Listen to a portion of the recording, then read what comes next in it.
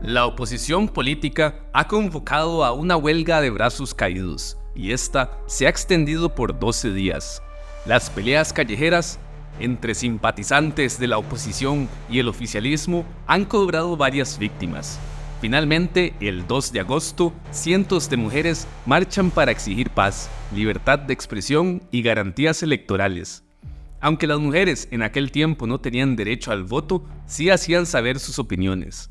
La manifestación terminó de forma terrible. Al día siguiente, con el propósito de ponerle fin a la huelga, el presidente Teodoro Picado se reunió con los magistrados del Tribunal Nacional Electoral y un representante de la oposición política. Se llegó entonces a un histórico acuerdo.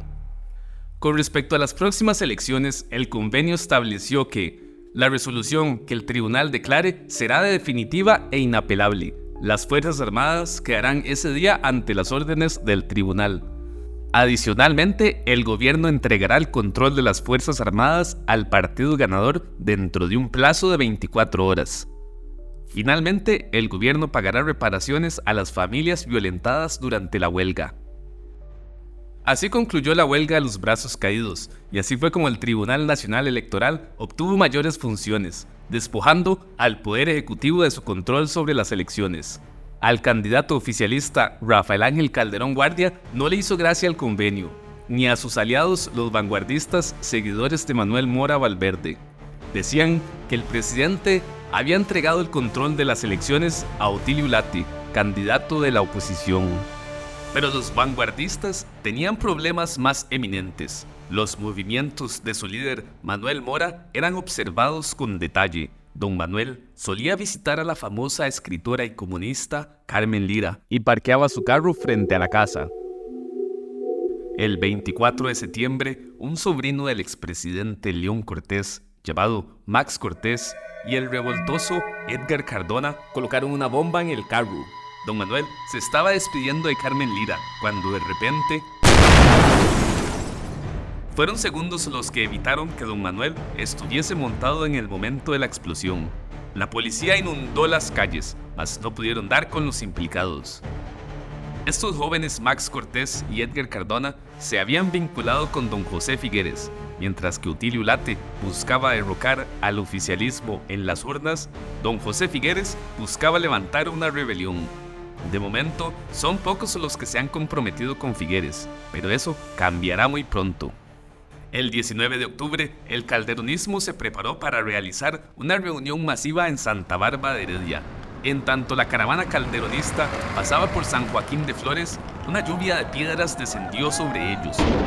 Los opositores lanzaron cuanto pudieron, hasta que de un vehículo emergieron calderonistas armados. Los opositores huyeron.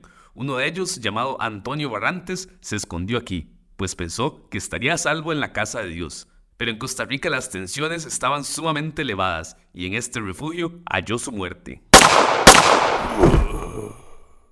La profanación del templo de San Joaquín de Flores no pasó desapercibida por el arzobispo de San José. A los pocos días, Monseñor Víctor Sanabria declaró excomulgados a los implicados.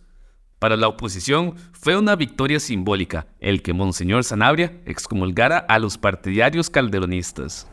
Figueres y sus allegados ahora conspiraban contra el director de La Tribuna, diario que favorecía al oficialismo.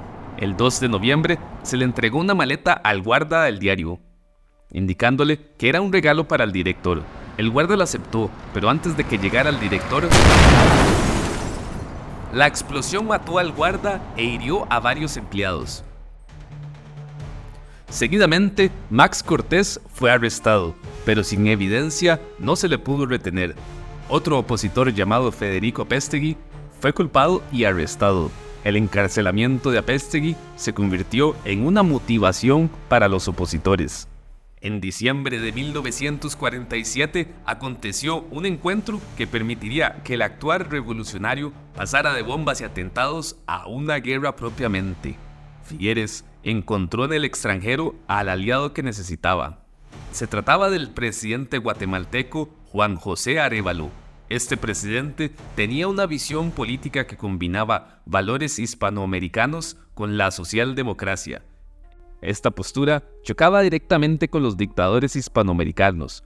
como por ejemplo Anastasio Somoza en Nicaragua y Rafael Leonidas Trujillo en República Dominicana. Unos meses atrás, el presidente Arévalo había obtenido una cantidad importante de armas y municiones para iniciar una revolución en la República Dominicana, y las armas seguían en posesión de sus aliados en Cuba. En diciembre, Figueres se reunió con el presidente Arévalo y varios revolucionarios nicaragüenses y dominicanos. Figueres les convenció que Costa Rica era gobernada por una dictadura calderonista alineada con Somoza. Figueres también les convenció de que una vez derrocado el calderonismo, Costa Rica podría servir como base de operaciones para librar al resto de los países caribeños. Así se firmó el Pacto de la Alianza, en el cual José Figueres recibiría las armas y el apoyo logístico de esta alianza caribeña. Las armas fueron transportadas de Cuba a Guatemala, y la pregunta ahora era, ¿cómo transportarlas a Costa Rica?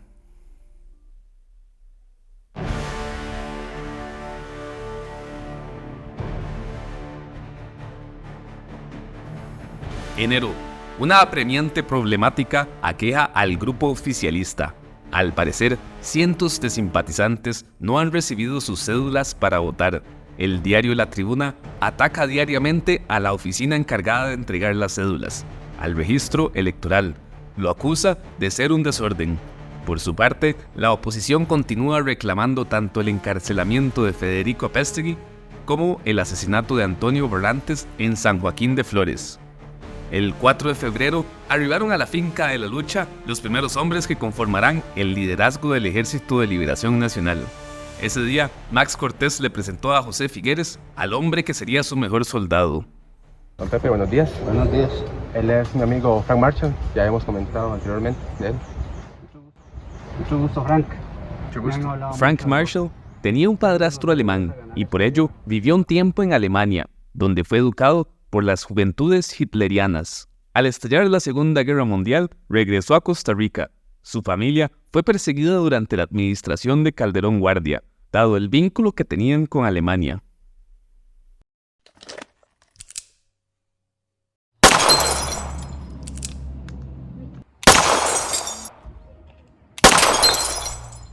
Muchachos, sigan el ejemplo. Frank, enséñales a disparar. Soldados, fuertemente empuñan el arma, la culata bien plantada en el hombro, el cuerpo de lado, van a cerrar el ojo izquierdo y se van a enfocar en el guión delantero, la mira delantera. A discreción.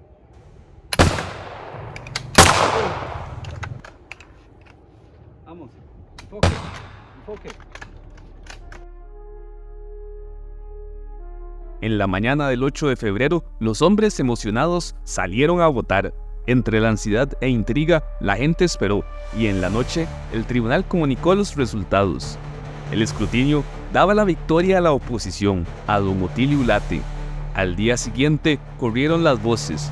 Miles de calderonistas y comunistas se habían quedado sin votar. La protesta contra el registro electoral se amplió. Al parecer, quedó debiendo cédulas. En la noche del 9 de febrero, un incendio devoró las papeletas, eliminando así la evidencia que fundamentaba la victoria de Ulate. Según el convenio que dio fin a la huelga de los brazos caídos, el gobierno debía entregar el control de las Fuerzas Armadas al partido de Ulate, pero sin evidencia, el tribunal no pudo ratificar la victoria de Ulate. De tal modo, el país entró en una crisis política. Una enorme responsabilidad cayó sobre los 3 magistrados que encabezaban el tribunal electoral, pues debían, ya sea, reconocer a Ulate como presidente electo o anular las elecciones. Los días pasaban y los ulatistas sospechaban que su victoria sería arrebatada. Ya el convenio de agosto había sido quebrantado. Quizás el loco de Figueres tenía razón. Solo mediante una revolución se podría derrocar al oficialismo. El 25 de febrero, 2 magistrados votaron para declarar provisionalmente electo a Otilio Ulate y el tercer magistrado salvó su voto.